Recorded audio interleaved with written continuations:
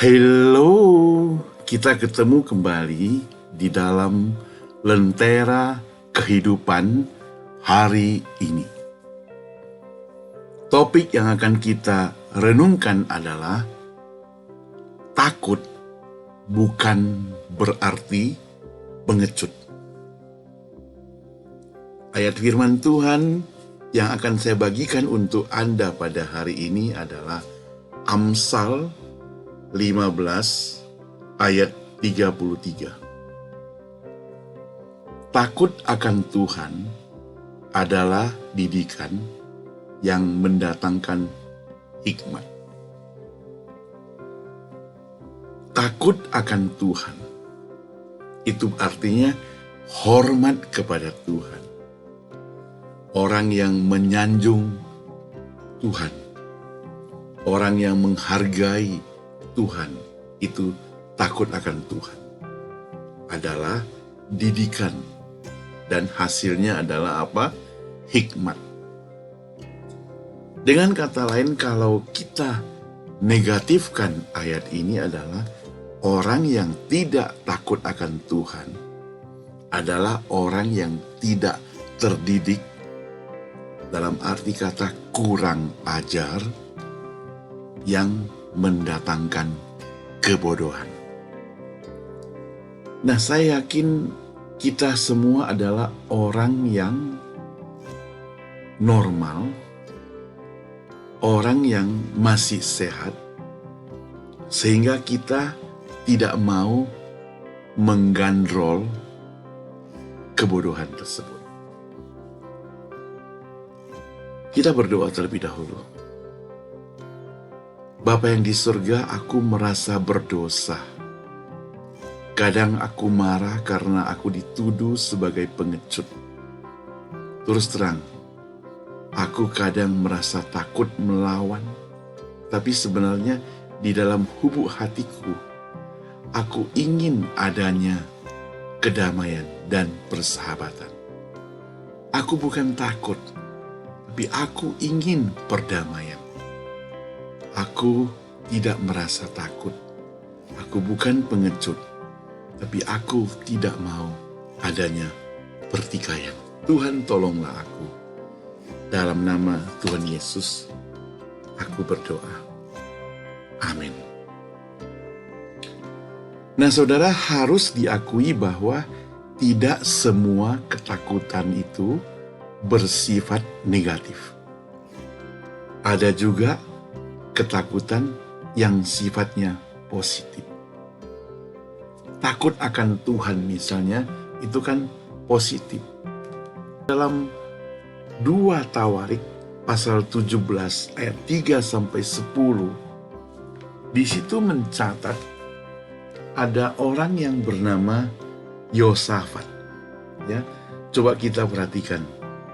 2 Tawarik 17 ayat 3, dan Tuhan menyertai Yosafat karena apa? Karena ia hidup mengikuti jejak yang dahulu dari Daud, bapak leluhurnya, dan tidak mencari Baal-Baal, melainkan mencari Allah ayahnya. Ia hidup menurut perintah-perintahnya dan tidak berbuat seperti Israel. Oleh sebab itu Tuhan mengokohkan kerajaan yang ada di bawah kekuasaannya. Seluruh Yehuda memberikan persembahan kepada Yosafat, sehingga ia menjadi kaya dan sangat terhormat. Dengan tabah hati, ia hidup menurut jalan yang ditunjukkan Tuhan. Pula ia menjauhkan dari Yehuda segala bukit pengorbanan dan tiang berhala. Ayat 7, pada tahun ketiga pemerintahannya, ia mengutus beberapa orang pembesarnya, yakni Benhail, Obadya, Zakaria, Nathanael, dan Mika, untuk mengajar di kota-kota Yehuda. Bersama-sama mereka turut juga beberapa orang Lewi, yakni Semaya, Netanya, Zebaja, Asael, Semiraut, Yonatan, Adonia, Tobia, dan Top Adonia, disertai Imam Elisama dan Yoram. Mereka memberikan pelajaran di Yehuda dengan membawa kitab Taurat Tuhan. Mereka mengelilingi semua kota di Yehuda sambil mengajar rakyatnya.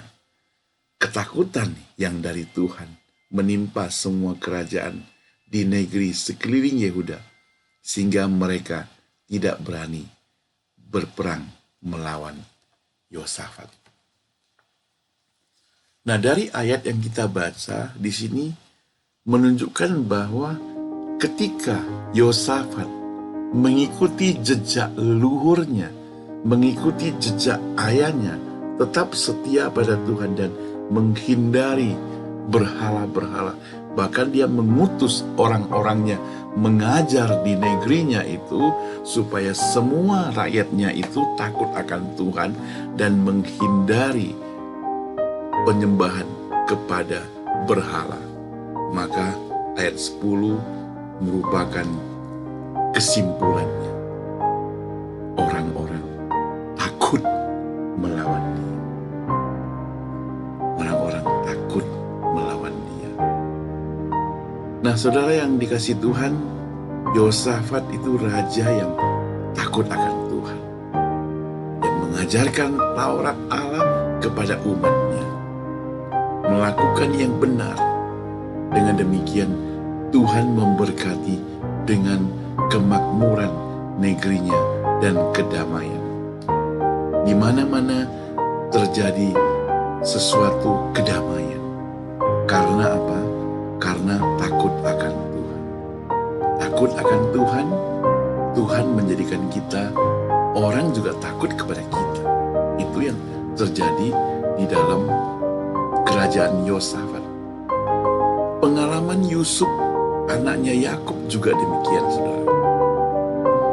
Tatkala ia menghadapi Potifar, yang istri Potifar yang menggodanya habis-habisan, maka Yusuf lari. Yusuf lari bukan karena dia takut, bukan karena dia banci, bukan. Ia melarikan diri bukan karena takut pada istri Potifar, tapi ia melarikan diri karena ia takut kepada Tuhan. Jadi dia takut pada Tuhan. Ini segi positifnya. Jadi takut bukan berarti pengecut. Takut yang positif itu bagus. Takut akan Tuhan. Takut artinya menghindari, menjauhi penyembahan berhala. Takut berbuat dosa bukan berarti kita takut pada dosa itu, tapi takut berbuat dosa itu. Kita tidak takut pada dosa, kita sudah menang atas dosa. Tapi kita takut menjadi kawan terhadap dosa. Nah, saudara, Yusuf takut berbuat dosa. Yusuf takut berbuat kesalahan, sehingga ia memilih dipenjarakan ketimbang dia harus melawan Tuhan. Dia pilih melawan istri Potifar ketimbang harus melawan Tuhan. Doktrin Allah dari Yusuf itu sangat benar. Walaupun dia jauh dari sanak famili, sanak keluarga, termasuk jauh daripada orang tua, tetapi dia tahu Tuhan tidak pernah jauh daripada dia. Jadi dimanapun dia berada, dia tetap takut akan Tuhan. Orang lain mungkin tidak mengetahui dia siapa, latar belakangnya, tetapi dia tahu Tuhan mengetahuinya. Jadi dia memiliki rasa takut untuk bertindak yang jahat. Ini menjadi pelajaran bagi saya, bagi engkau sekalian. Ini jadi peneguran juga bagi saya dan bagi engkau semuanya. Dimanapun kita berada, ada banyak hal yang bertentangan dengan firman Tuhan, senantiasa menggoda kita untuk kita lakukan. Tapi sekali lagi, Tuhan tidak jauh. Kita bisa saja terbang jauh, tapi Tuhan tetap dekat dengan kita. Sehingga apa, saudara? Sehingga kita tidak bisa lakukan hal-hal yang katakanlah Tuhan tidak tahu. Tuhan tetap mengetahuinya. Tapi seringkali saudara, Tuhan tahu, tapi orang lebih takut kepada manusia daripada Tuhan. Nah saudara, kalau saya mau pergi ke San Jose dari sini, saya tinggal di San Francisco, saya mau ke San Jose. San Jose itu kota Silicon Valley, lebih kurang 50 mile dari rumah saya. Ada 2 highway yang bisa saya jalan, ada 2 freeway. Satu namanya 101, 101, satu lagi 280. Kalau 101 itu lebih sifatnya seperti kota, tapi kalau 280 itu gunung-gunung. Saya suka yang gunung-gunung, kenapa? Karena agak sepi. Memang belakangan COVID-19 semua sepi, tapi biasanya 280 agak sepi. Itu sebabnya kadangkala karena sepi, ada orang yang tergoda larinya cepat mobilnya. Kita di sini mobil itu boleh dikasih batas toleransi sampai 70, tapi 65 itu semua rata-rata.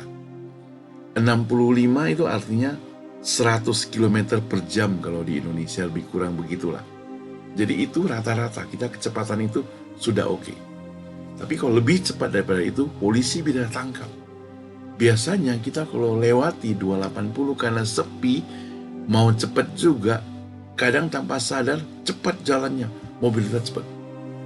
Tetapi saudara, kalau di ujung-ujung sana ada 1 orang saja ditangkap polisi, langsung semua mobil itu menjadi agak pelan sedikit.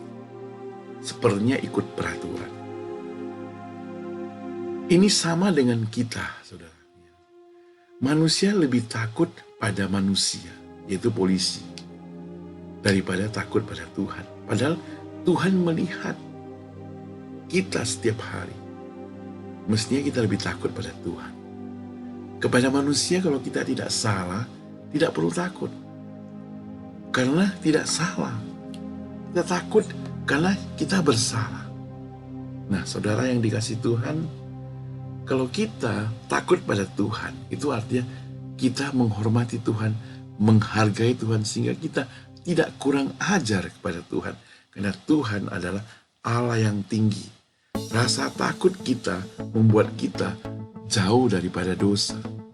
Rasa takut pada Tuhan membuat kita jauh daripada melakukan hal-hal yang bertentangan dengan kehendak Dia. Karena kita takut pada Tuhan, kita mau lakukan apa yang disenangi oleh Tuhan. Maka takutlah akan Tuhan, Dia akan menjaga kehidupan kita. Karena dengan takut pada Tuhan, kita akan takut menyakiti hati Tuhan. Dengan demikian, tindakan kita pasti sesuai dengan firman Tuhan. Engkau bisa. Sama-sama kita doakan. Kita bisa. Kita pasti bisa. Tuhan menolong kita. Mari kita berdoa. Bapa yang di surga, pakai setiap kami supaya kami tidak membabi buta merasa hebat. Tetapi kami harus berjaga-jaga supaya kami takut kepadamu Tuhan, sehingga kami senantiasa melakukan kehendak-Mu. Tuhan, kalau selama ini kami sudah berjalan jauh daripada jalan-Mu, ampuni kami Tuhan. Ubahlah kami menjadi seorang manusia yang baru. Kami mau bangkit kembali. Kami tidak mau jatuh Tuhan. Kalau dulu kami tidak takut padamu, sekarang biar kami takut kepada Engkau dan ikut padamu Tuhan. Menjadi seorang pengikut Tuhan yang sejati. Belajar seperti Rasul Paulus yang bertobat, yang takut pada Tuhan dan sungguh-sungguh melayani Tuhan sampai akhir riwayat hidupnya. Tolong kami Tuhan. Tolong kami semua. Dengarkan kami Tuhan. Kiranya Tuhan Yesus